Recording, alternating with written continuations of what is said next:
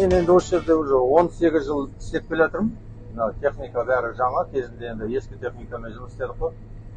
Ескі Нивадан, Енисейден бастадық. Қазір енді техникамыз бәрі жаңа.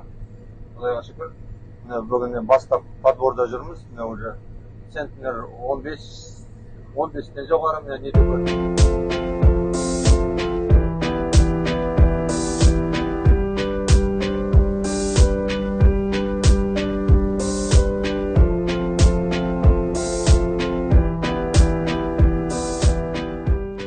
Ассалаумағалейкум, құрметті достар.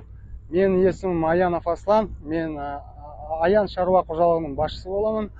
Биыл біз Аграрлық несие корпорациясынан Кең дала 2 бағдарламасы бойынша қаржы алдық. Сол қаржыны көктем, жаз жұмыстарына, күзгі жұмыстарына қолданып отырмыз. Биыл уражай өте жақсы, амандық болса, жақсы бағамен тапсырып, жақсы деңгейге жетіп, осындай алтын бидайымызды жинап оруға дайынбыз. Сізге көп рахмет.